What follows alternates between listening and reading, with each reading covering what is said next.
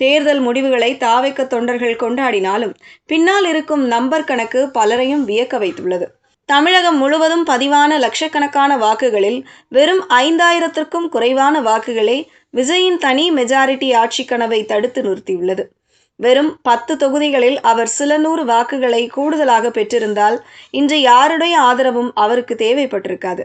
விஜய் நூலிலையில் வெற்றியை தவறவிட்ட அந்த 10 தொகுதிகள் எவை தெரியுமா? அந்த தொகுதிகளில் விழுந்த மிக குறைந்த ஓட்டு வித்தியாசங்களை பார்த்தால் தாவேக்க தொண்டர்களுக்கு தலை சுற்றும்.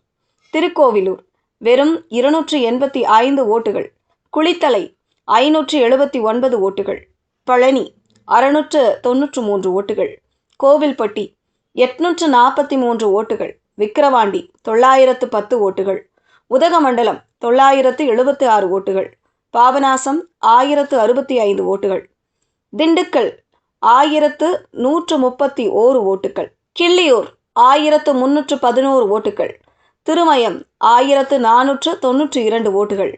இந்த 10 தொகுதிகளிலும் தாவேக்க வேட்பாளருக்கும் வெற்றி பெற்றவருக்கும் இடையிலான வித்தியாசத்தில் இவ்வளவு குறைவு.